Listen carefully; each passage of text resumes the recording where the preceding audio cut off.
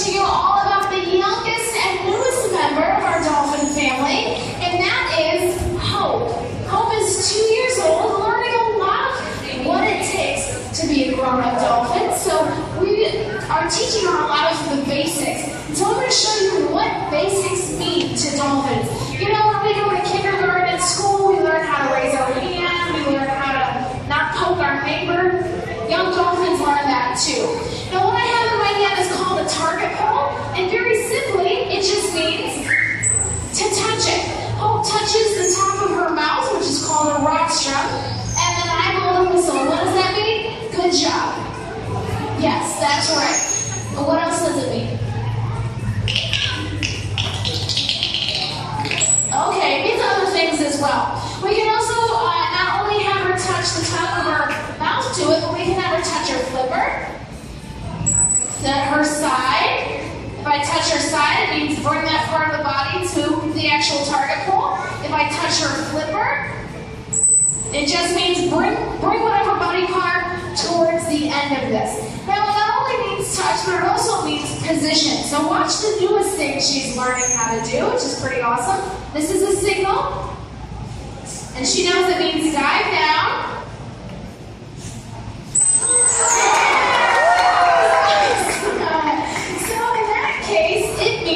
Position. Go to a specific position in the pool. So this is a very useful training tool. It's called a target pole because it targets or focuses their attention in a very specific area. Now, we can't talk to dolphins like we talk to each other. There's a communication barrier. And so we communicate using hand signals, our whistle, and training tools. Now, the target, like I said, gets them to focus their attention in a specific area. And it's because our hands and arms aren't long enough to reach those areas. When we first start interacting with an animal, we build our relationship with them, and then we'll teach them to focus or target on our hand. Now, if we're very close in front of them, we can just do it right here. Watch when I touch this part of her body. It means go a little faster. Very good. And then she knows, oh, I should pick up my tail. And then whenever I blow the whistle, she knows something good's coming. Check this out. This is a herring. She likes the airplane herring down in her mouth. Just like a kid. Just like a kid. That's kind of fun to her. So we'll use fish as a reward, treats, but also toys. We'll even put toys together. This is a bat, piece of fire hose, and a ring. So what I'm going to do is I'm going to toss it out, and I'm going to let her go play with it. Well, because she's a kid, she would rather play with toys than do anything else. She would rather have toys than eat her fish. She would rather play with water, get water sprayed or splash on her, than have fish. And that's just like our human kids, right? They have to come in and eat dinner and stop playing. And they're like, oh, Mom, I don't want to eat. I just want to play with my favorite toys. Dolphins are the same way. Now, we train them things for lots of different reasons. Of course, they're very smart animals, so we want to make sure they are properly stimulated mentally. Out in the wild, dolphins would be problem-solving a lot, interacting with their environment and other dolphins. And so we like to propose them with obstacles and puzzles for them to kind of solve. And they seem to really enjoy that, be really motivated by that. Now, in the beginning, when you saw Hope jump out of the water, that is for physical exercise. Exercise is important to maintain their really high level of health. And so, that's a big reason why we train and interact with them. Well, let me tell you the most important reason is to allow us to take care of them. And that's called husbandry behaviors. Now, husbandry refers to medical management and how we take care of them. Hope is a rescue dolphin, and she came to live here because she was found on the beach next to her mother, who unfortunately was no longer alive.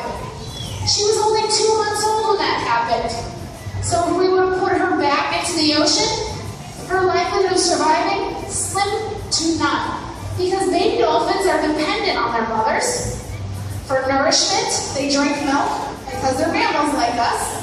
For protection, also, for survival, like how to navigate the ocean, how to properly socialize with other animals. That's right. And so she was brought here. She learned how to drink from a bottle. And then little by little, that's Winter, little by little she learned how to eat fish. Now she's on an all-fish diet. Now those husbandry behaviors are important in maintaining their health. So I'm going to show you something that Hope has learned how to do that she is not nervous or unsure about, but it's going to look unnatural for a dolphin. Let's see if she wants to come out of the water. Now we taught Hope how to do this for the same reasons why we teach our kids to be comfortable in the water. Is because we want her to know it's okay to feel outside of the water and not in your natural element. Now she's got to really power herself up and then scooch her body over. Now if our doctor and veterinarian wanted to come in and treat Hope medically for anything, say in the future she gets sick for some reason, well, we want her not to be nervous when she comes out of the water, but we want her to feel, this is kind of fun, this is no big deal. Well, our animals and pets can get nervous if they go into their carriers and they think they're going to the vet. We teach our dolphins the vet is awesome. He means treats, he means toys, he means a good time. Does she look stressed out to you? No, in fact, sometimes she falls asleep up here. She just completely relaxes. Now, notice how she's very close to the water. When I tell her, good job, which is a tap, I actually help her get back in. Sometimes she doesn't want to go. Good girl, you can go back in now. Very nice. Give me a round of applause. That was awesome. Now, at 2 years old, that's a pretty impressive behavior for her to do at that age. Because what we want her to know is that, yeah, at first she might have been a little nervous about it, just like when we first go into the water, we're unsure, we're not really 100% comfortable, but then they start to learn, hey, this can be kind of fun. And this means I get all kinds of treats and rewards. I was very nervous when my mom first put me in the water, and now they can't get me out of the water, which is why I work in this type of setting.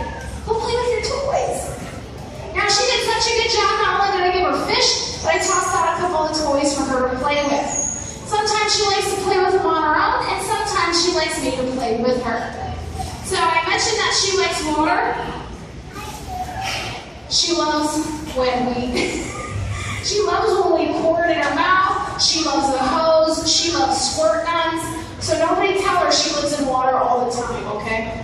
This will ruin all of our fun. This is actually the strongest type of reward to Hope.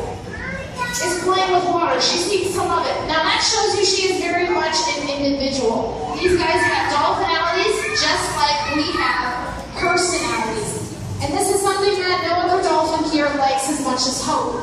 Playing with water, having it flung at her, squirted at her, the hose spraying at her, she really loves it. Now she likes other toys too, like this new toy I just made, but not as much as she enjoys playing with water. So it's definitely a big type of reward that we offer her. Now something cool that also shows you her dolphinality or personality is paint. Now I'm going to show you how she actually paints. It's very much like a young child would paint. Sometimes she goes rogue with the paintbrush, which is hilarious by the way. But we formulated a special brush that fits right on the top of her mouth, and she has learned how to move it in this motion. She's also learned that when the canvas is there, to aim for the canvas. Now we have 4 dolphins here, and all 4 dolphins have a different style of painting.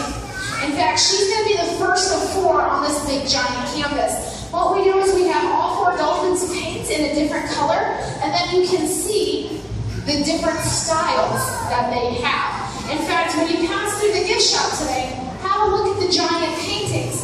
Notice the different colors, and notice how the strokes look different based on the color. So I'm going to show you what it looks like. This is definitely like a kindergartner painting. It's really funny, and sometimes we both get painted in the process.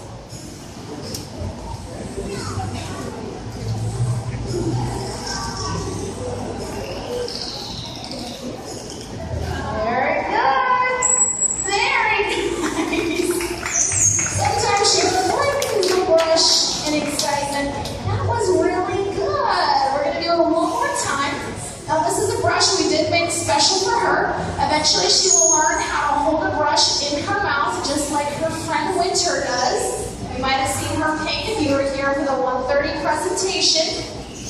All right, let's add a little bit more Hogan. She seems to get pretty excited when she blows wood. We dipped it in the water.